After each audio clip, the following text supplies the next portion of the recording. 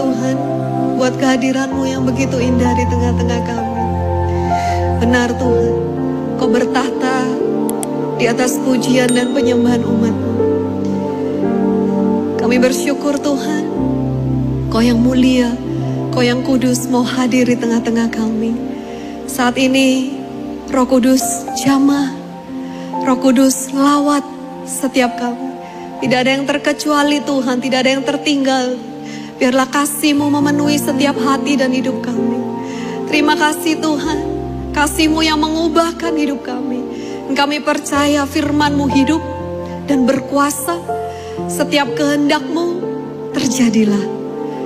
Datanglah kerajaan-Mu, jadilah kehendak-Mu atas setiap kehidupan kami. Saat yang indah kami mau mendengar kebenaran firman-Mu. Berbicaralah kepada setiap kami Tuhan.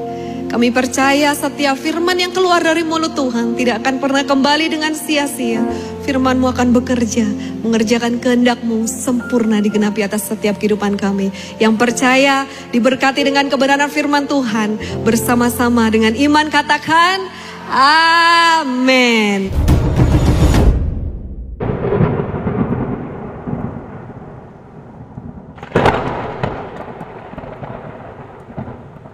Amin, amin. Puji nama Tuhan. Terima kasih tim Praise and Worship. Awesome. Siapa yang merasakan hadirat Tuhan sungguh indah di tempat ini, boleh berikan tepuk tangan sorak-sorai bagi Tuhan kita. Amin. Saudara, ketika kita masuk dalam hadirat Tuhan, ketika kita benar-benar merasakan menikmati hadirat Tuhan, saya percaya tanpa kita minta, yang sakit Tuhan pasti sembuhkan, yang lemah Tuhan pasti kuatkan, yang berbeban berat Tuhan pasti berikan kelegaan, yang terikat Tuhan pasti lepaskan, saudara. Karena ada kuasa di dalam kehadiran Tuhan. Ketika Tuhan hadir, mujizat terjadi. Yang percaya terima mujizat, alami mujizat. Sekali lagi katakan amin. Ya, hari ini saya mau menyampaikan satu tema kebenaran firman dengan judul No Greater Love. Tidak ada kasih yang lebih besar. Tidak ada kasih yang lebih besar daripada ini, saudara. Yaitu kasih Tuhan kepada kita. Saudara mau cari di dunia ini, mungkin ada gak ya yang bisa mengasihi aku seperti Tuhan? Gak ada, saudara. Gak ada kasih yang lebih besar daripada kasihnya Tuhan. Kemarin saya sempat lihat film hari Jumat, filmnya Tuhan Yesus, ya. Judulnya The Last Supper atau makan perjamuan yang terakhir. Yesus dan juga murid-muridnya sebelum disalib, Tuhan Yesus kumpulkan murid-muridnya, mereka makan, ada perjamuan, ya, mereka bersukacita. Terus setelah itu Yesus ditangkap dan disalib. Saudara, kalau ada di Malang, ya, filmnya tontonlah. Ayo, ajak anak-anak, ajak keluarga, ajak sahabat, kerabat, teman, nonton film ini The Last Supper, karena kita nggak tahu nih sampai kapan ya filmnya ya. Dan puji Tuhan loh, bisa ada di bioskop, saudara. Saya sangat diberkati. Kemarin nonton film hari Jumat sama Ive Kesha ya. Dan saya bersyukur saya diingatkan kembali tentang betapa besar kasihnya Tuhan kepada setiap kita. Tidak ada kasih yang lebih besar dari ini ya. Setelah film itu selesai, ada pujian dinaikkan oleh Chris Tomlin dengan judul No Greater Love, ya. Dan itu based on the truth. Itu berdasarkan firman Tuhan. Di dalam Yohanes 15 ayat yang ke-13, firman Tuhan berkata, tidak seorang pun memiliki kasih yang lebih besar daripada ini, yaitu seorang yang rela menyerahkan nyawanya demi sahabat-sahabatnya. Tidak ada kasih yang lebih besar daripada ini selain kasih Yesus. Ya, mungkin ada orang yang mau menyerahkan hartanya, mau menyerahkan kekayaannya sebagian itu untuk diberikan pada orang yang mereka kasihi. Tetapi untuk memberikan nyawanya, saudara, dikatakan di Bible, Tuhan yang tulis bahwa tidak ada yang lebih besar daripada kasih Tuhan. Dan saya bersyukur saudara dan saya sudah menerima kasih ini. Kasih Tuhan yang sempurna, kasih Tuhan yang kekal. Dan saya percaya kasihnya tidak akan pernah gagal dalam kehidupan setiap kita. Amin. Dari film kemarin yang saya tonton The Last Supper ya, saya benar-benar sarankan ayo segera nonton saudara. Kemarin di Surabaya di Ciputra World itu, wah, sampai penuh kursi bagian depan ya. Saya dikasih tahu Ivekesha sampai kursi depannya tuh ada orang. Itu kan jarang ya sampai kursi paling depan, saudara. Dan saya percaya film ini akan memberkati banyak orang percaya. Bahkan mungkin ada saudara kita yang belum mengenal Tuhan Yesus enggak? Kita berdoa supaya sama-sama kita diberkati. Amin. Melalui film The Last Supper itu saya melihat gitu betapa manusia itu kasihnya terbatas. Betapa manusia itu kasihnya bersyarat. Dan betapa kasihnya manusia itu rentan. Bisa berubah-ubah. Ketika Tuhan Yesus datang ya menaiki keledai muda. Ada orang yang bersorak-sorai banyak sekali. Hosana, Hosana. Sambil pakai daun palem. Ada yang digelar di bawah seperti dibukakan red carpet gitu buat Tuhan Yesus. Tetapi beberapa saat kemudian bukan Hosana, Hosana lagi. Tapi salibkan dia, salibkan dia. Saya melihat bagaimana orang itu bisa dengan cepat sekali berubah kasihnya. Bukan hanya itu, ketika Tuhan Yesus ditangkap, murid-muridnya semua lari. Melarikan diri meninggalkan Yesus, mereka semua ketakutan. Ada juga murid Yesus yang menyangkali Yesus 3 kali. Ada lagi yang mengkhianati Yesus, menukar dengan 30 keping perak. Saya melihat Tuhan itu digituin ya. Ternyata Tuhan Yesus pun digituin gitu. Maksudnya ditinggalkan, dikhianati, dikecewakan, saudara. Tuhan loh ini, dia gak salah apa-apa loh ini. Nah, sebab itu kalau di dunia ini kita ngalamin hal-hal yang seperti itu, biasa. Ya. Tuhan katakan pencobaan yang kamu alami itu pencobaan biasa. Tidak akan melebihi kekuatanmu, tapi sebaliknya Tuhan akan memberikan jalan keluar supaya engkau dapat menanggungnya. Ketika kita diingatkan betapa besar kasihnya Tuhan, saya itu semakin kagum. Apa yang dialami oleh Yesus itu, wah, gak mudah sama sekali. Tapi kasihnya yang hebat itu mengalahkan segalanya. Dan saya percaya kasihnya sudah tinggal ada di dalam saudara. Oleh sebab itu saudara dan saya dijadikan pemenang, bahkan lebih daripada pemenang. Karena kasihnya terhadap kita semua. Berikan tepuk tangan bagi Tuhan, amin. Puji nama Tuhan, tidak ada kasih yang lebih besar daripada kasih Tuhan kepada kita. Kasihnya sempurna, saudara. Di dalam 1 Yohanes 4 ayat 18, di dalam kasih yang sempurna tidak ada ketakutan. Kasih yang sempurna mengusir ketakutan. Ketika kita menyadari, ketika kita mengetahui bahwa kita itu udah dikasih sama Tuhan dengan kasih yang sempurna, seharusnya kita gak perlu takut lagi. Sudah sempurna. Apa yang kita mau takutkan? Karena kasih Tuhan itu perfect dalam hidup kita. Kasihnya hebat atas kita. Kasihnya besar atas kita. Ada satu quotes yang dikatakan oleh Martin Luther dalam bahasa Inggrisnya, "When I look at myself, I don't see how I can be saved." Ketika aku melihat kepada diriku sendiri, aku gak ngerti gimana ya aku ini bisa diselamatkan. But when I look at Christ, tetapi ketika aku melihat Kristus, I don't see how I can be lost. Ketika aku melihat Kristus, aku udah gak bisa lagi melihat diriku tersesat. Saudara lihat, kasih Tuhan itu selalu membawa kita kepada kebenaran. Kasih Tuhan pasti membawa kita kepada kemenangan. Dan kasih Tuhan pasti membawa kita kepada keselamatan dan hidup yang kekal. Boleh berikan tepuk tangan bagi kasih Tuhan yang tidak pernah gagal atas kehidupan kita. Ada ayat favorit, saudara, Yeremia 31 ayat 3. Dari sejak lama Bapa kita, Bapa Yahweh telah menampakkan diri kepada Israel dan berkata, aku telah mengasihimu dengan kasih yang kekal. Oleh karena itu, aku telah menarik engkau dengan kasih setia. Bukan hanya kasih Tuhan itu sempurna, perfect. Bukan hanya kasih Tuhan itu besar, great, dan hebat. Tetapi kasih Tuhan itu kekal untuk selama-lamanya. Bukan untuk sementara waktu. Bukan cuma untuk sampai di dunia ini, tetapi kasih Tuhan itu kekal sampai selamanya. Bahkan Dia menarik kita dengan kasih setianya untuk terus bersama dengannya, untuk terus melekat dengannya, untuk terus bersekutu, bersatu dengan Tuhan. Saat ini saudara, percayalah, tidak ada yang dapat memisahkan kita dari kasih Tuhan. Siapa percaya bahwa tidak ada yang dapat memisahkan kita dari kasih Tuhan? Boleh lambaikan tangan orang-orang yang dikasih Tuhan. Semuanya dikasih dengan kasih yang kekal. Firman Tuhan katakan sebab besar kasih setianya. Mazmur 117 ayat 2, besar kasih setia Tuhan atas kita dan kesetiaan Yahweh tetap untuk selamanya. Haleluya. Dalam bahasa Inggrisnya, for great is his love toward us and the faithfulness of the Lord endures forever. Great is his love. Kasih Tuhan itu sungguh besar. Praise the Lord.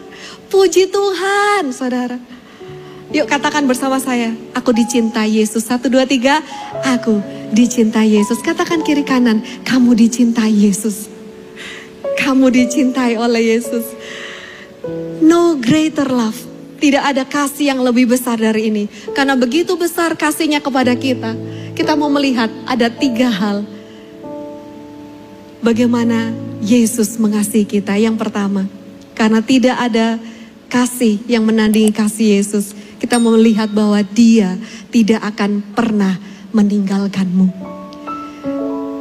Siapa yang pernah ngalamin gitu ya ditinggal sama sahabatnya?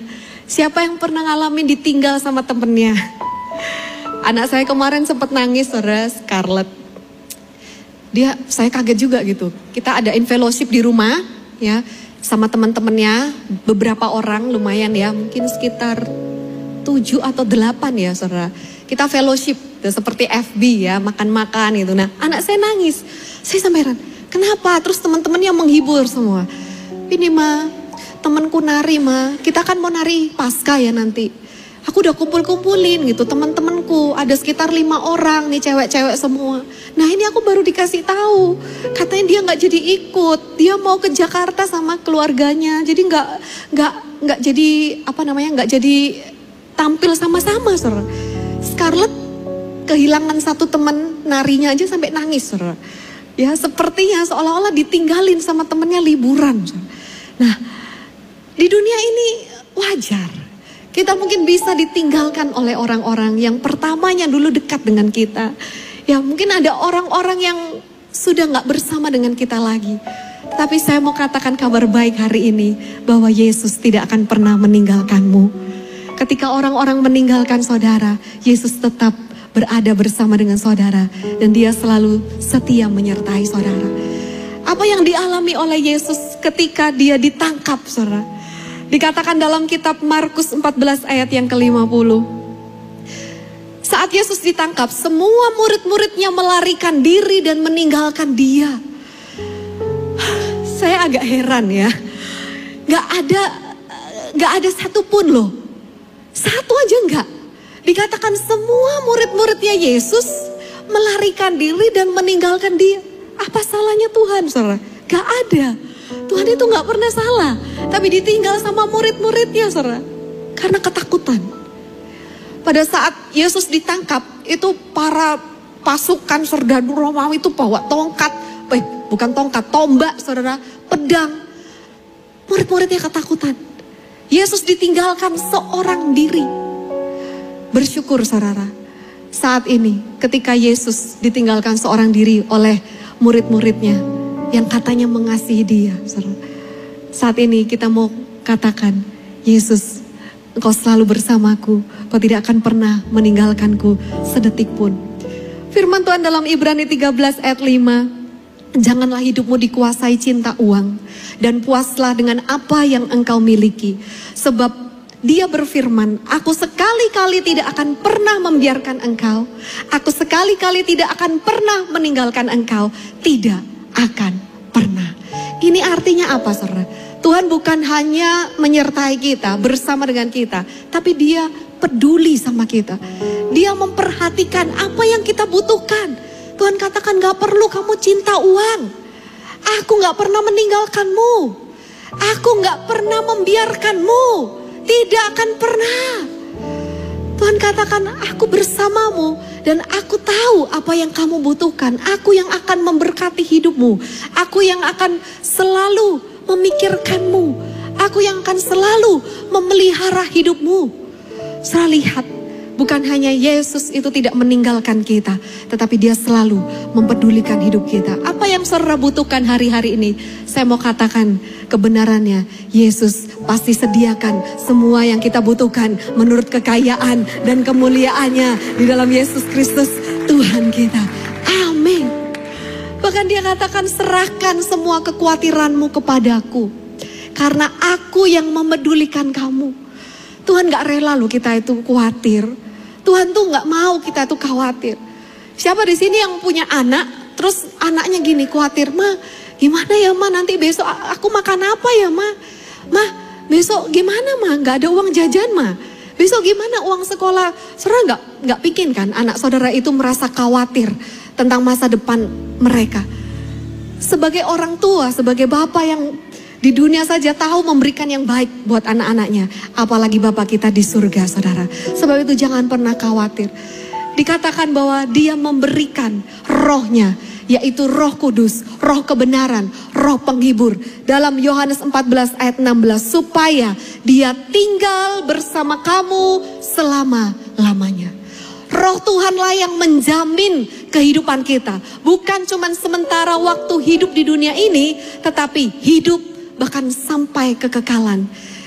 Dikatakan yaitu roh kebenaran. Di dalam saudara dan saya ada roh Tuhan yang bukan keluar masuk. Roh Tuhan yang bukan kadang pergi, kadang ada, enggak.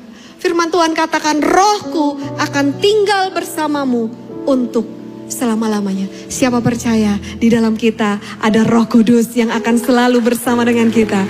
Untuk Tuhan, kami percaya Kau selalu bersama dengan kami. Immanuel, Tuhan beserta kita. Amin.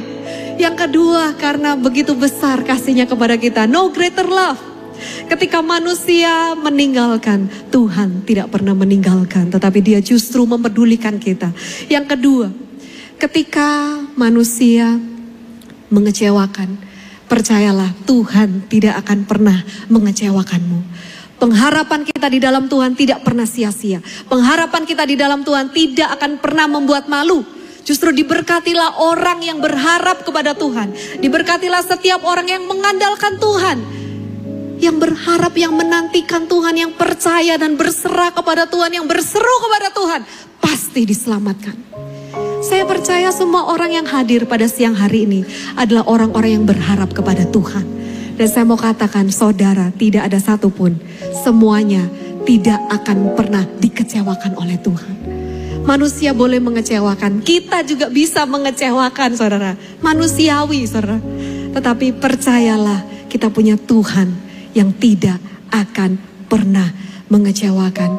Ketika Yesus memilih murid-muridnya, apakah Yesus nggak tahu kalau murid-muridnya akan meninggalkan? Ketika Tuhan Yesus memilih ke-12 muridnya, apakah Tuhan Yesus tidak tahu kalau Petrus akan menyangkal dia? Apakah Tuhan tidak tahu kalau Yudas akan mengkhianati dia? Saudara, Tuhan tahu. Tuhan tahu dia akan dikecewakan, tetapi tetap Tuhan memilih mereka. Apa yang dilakukan pada saat Yesus mengingatkan Petrus? Yesus tahu sebentar lagi nih Petrus mau menyangkali aku nih. Dia berkata kepada Petrus di dalam Lukas 22 ayat 31. Lalu Tuhan berkata, Simon, Simon, lihatlah, setan telah menuntut untuk menampi engkau seperti gandum. Apa maksudnya ini? Orang dulu itu saudara, kalau misalnya mau menyingkirkan ya, seperti sekam-sekam kulit-kulitnya gandum itu ditampi. Seperti gini ya. Terus diangkat, dilempar, terus jatuh, lempar lagi. Nah, kulit-kulitnya yang gak berguna itu akan ketiup angin. Jadi akan tersingkir sendiri, itu namanya ditampi, saudara. Dan sepertinya iblis atau musuh itu ingin menyingkirkan Petrus. Tetapi apa yang dilakukan Yesus? Yesus tidak tinggal diam. Ketika Yesus tahu bahwa Petrus akan menyangkali dia, apa yang Yesus lakukan di ayat 32? Tetapi aku, kata Yesus, telah berdoa untukmu supaya imanmu tidak gugur. Yesus berdoa untuk Petrus, saudara. Kenapa kita bisa ada sampai hari ini, sampai detik ini? Ketahuilah, ternyata Yesus berdoa untuk saudara. Berikan tepuk tangan bagi Tuhan. Dikatakan Petrus, aku telah berdoa loh untukmu. Yesus sudah berdoa untuk Petrus supaya imanmu tuh tidak gugur. Saudara, orang benar hidup oleh iman dan tidak mudah hidup di tengah dunia yang sudah kacau balau seperti ini.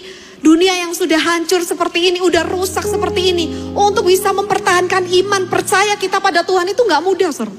Sebab itu Yesus berdoa. Yesus berdoa bagi Petrus, Yesus berdoa bagi saudara dan saya. Dia bersyafaat di hadapan Bapa bagi kita sampai detik ini, saudara. Dikatakan, maka apabila engkau nanti sudah insyaf kembali, sudah sadar kembali, sudah bertobat, ya Yesus katakan, kuatkanlah saudara-saudaramu. Kemudian Petrus menjawab ayat 33, Tuhan, aku siap masuk ke dalam penjara, bahkan mati bersama engkau.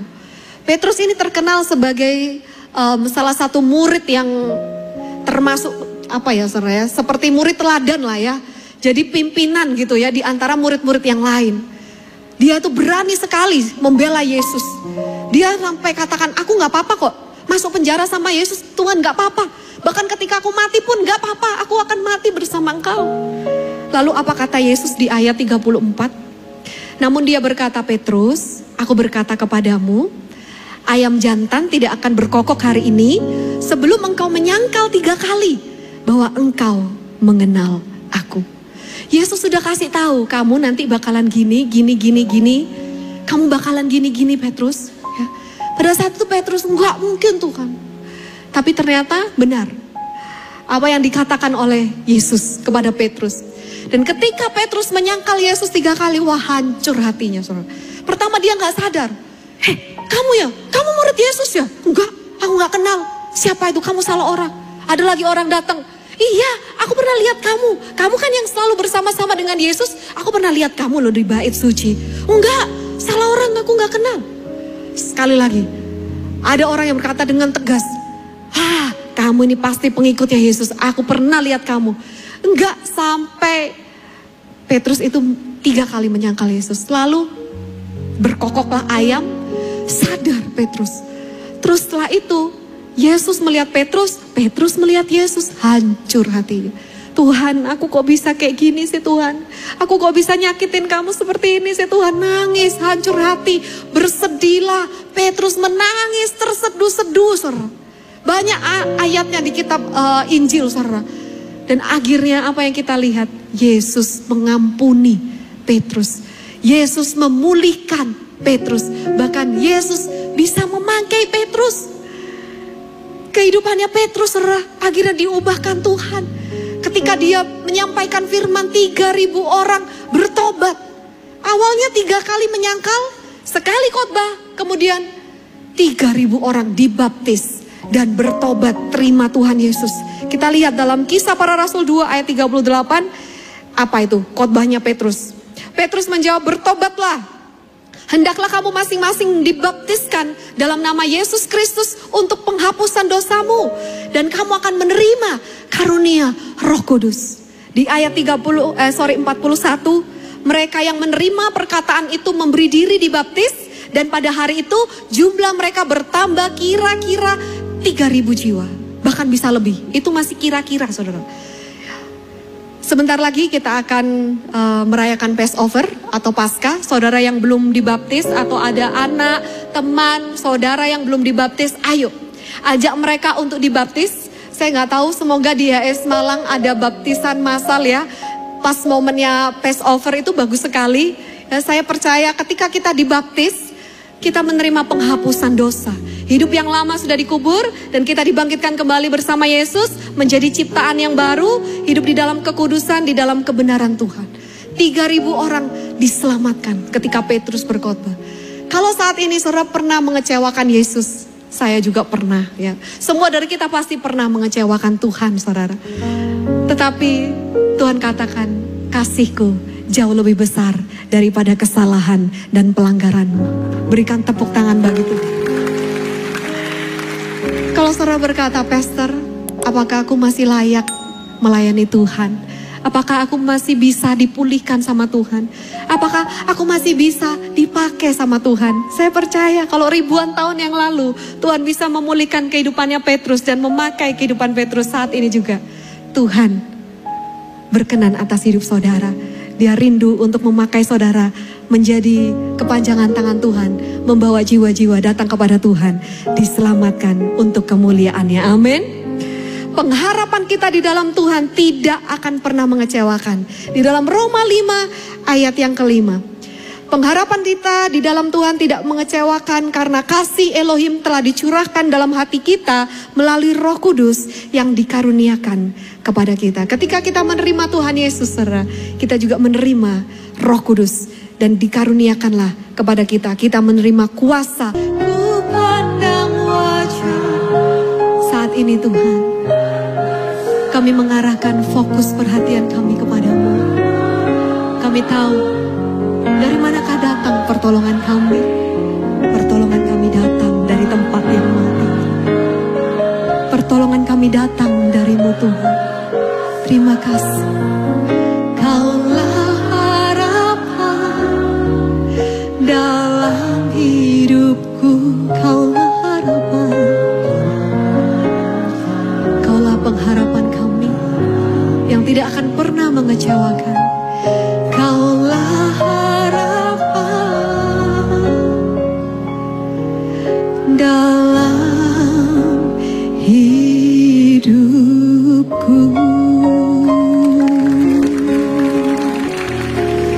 Diberkatilah setiap saudara dan saya yang selalu berharap dan percaya kepada Tuhan. Pengharapan di dalam Tuhan tidak akan pernah mengecewakan. Sekarang yang ketiga, saudara, betapa besar kasih-Nya kepada kita. No greater love. Tidak ada kasih yang lebih besar daripada ini. Dia yang tidak akan pernah meninggalkanmu. Dia yang tidak akan pernah mengecewakanmu. Yang ketiga, Dia yang tidak akan pernah mengkhianatimu. Sekali Dia ada di pihak kita, saudara, Dia akan selalu ada di pihak kita. Tidak ada yang dapat memisahkan kita dari kasih Tuhan. Sekali Dia mengasihi kita, saudara, Dia akan terus mengasihi kita. Ketika ada orang-orang yang mengkhianati kita, wajar, ya.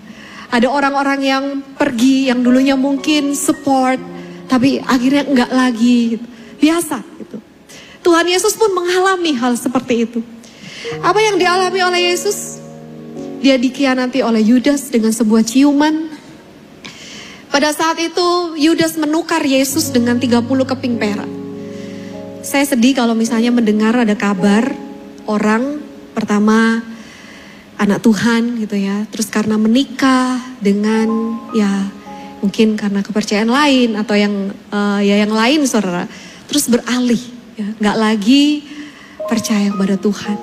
Saya sedih, saudara, tapi saya percaya kita semua di tempat ini sekali Yesus selamanya tetap Yesus. Berikan tepuk tangan bagi Tuhan. Amin. Ketika Yudas mengkhianati Yesus, apa yang dilakukan? Dalam Matius 26 ayat yang ke-14. Seorang dari ke-12 murid yang bernama Yudas Iskariot pergi kepada imam-imam kepala dan berkata, ayat 15, apa yang akan kamu berikan kepadaku? Apa yang kamu memberikan kepadaku? Agar aku menyerahkan dia kepadamu. Mau ditukar apa nih? Berapa wani piro gitu istilahnya ya, saudara. Wani piro, kamu mau kasih aku apa? Aku bisa kasih Yesus. Maka mereka menetapkan 30 keping perak baginya. Sedih, saudara ya. Di ayat 16, sejak saat itu ia selalu mencari kesempatan untuk dapat menyerahkan dia. Ketika Tuhan Yesus sedang bersama murid-murid yang lain, Yudas datang dan mencium Yesus. Yesus katakan, beginikah Yudas? Kamu mengkhianati aku, menyerahkan aku dengan sebuah ciuman. Wah, sedih rasanya, saudara, ketika saya lihat itu. Tapi itulah yang terjadi. Manusia bisa mengkhianati, tetapi Yesus akan selalu setia terhadap hidup saudara. Bahkan dia katakan, ketika engkau gak setia, aku tetap setia. Karena dia tidak bisa menyangkali dirinya. Dia itu kasih, dia setia, dia yang berjanji setia, saudara. Bukan berarti dia bisa mengasihi, dia bisa setia, dia bisa gak setia, enggak. Dia kasih, dia setia, mau diapain aja dia tetap setia, saudara. Ketahuilah saudara dan saya perlu sangat bersyukur. Kita punya Tuhan Yesus yang selalu setia. Dalam Ibrani 10 ayat 23, marilah kita memegang teguh pengakuan tentang pengharapan kita. Karena Dia yang berjanji adalah setia. Dan di ayat yang terakhir 2 Timotius 2:13, jika kita tidak setia, Dia tetap setia. Karena dia tidak dapat menyangkal dirinya sendiri. Dan saya percaya kalau kita boleh ada sampai detik ini, saya boleh berdiri di hadapan saudara saat ini. Saya percaya itu bukan karena saya yang mampu, tapi karena Yesus setia dalam kehidupan saya. Yesus setia dalam kehidupan saudara. Dan untuk selamanya dia akan tetap setia bagi kita. Berikan tepuk tangan bagi Tuhan kita. Amin. Saudara dan saya punya sahabat setia, namanya Yesus. Apapun yang terjadi, apapun badai yang besar, apapun lembah yang saudara lalui, dia tetap setia menyertai hidup saudara. Tidak akan pernah dia meninggalkan, tidak akan pernah dia membiarkan. Dan saya tutup dengan satu kesaksian. Saya undang juga pemain musik worshipers untuk naik ke depan. Tadi pagi saya mendengar ada sebuah kisah nyata. Seorang anak muda perempuan, gadis SMA, saudara, naik hiking ya, naik gunung bersama teman-temannya. Nah, dia sudah sampai di puncak gunung, sudah ada foto-fotonya. Itu ada fotonya ya. Anak ini namanya Naomi. Dan dia udah sampai di puncak, udah happy ya. Nah, ketika dia turun, saudara, dia kehilangan teman-temannya. Namanya naik gunung itu bisa, ya mungkin dia lagi capek atau dia lagi, ya nggak tahu ya, teman-temannya itu kok bisa dia tinggal sendirian gitu loh pada saat itu. Dia tersesat sampai masuk ke hutan-hutan, saudara. Dan ketika dia tersesat, dia nggak tahu jalan.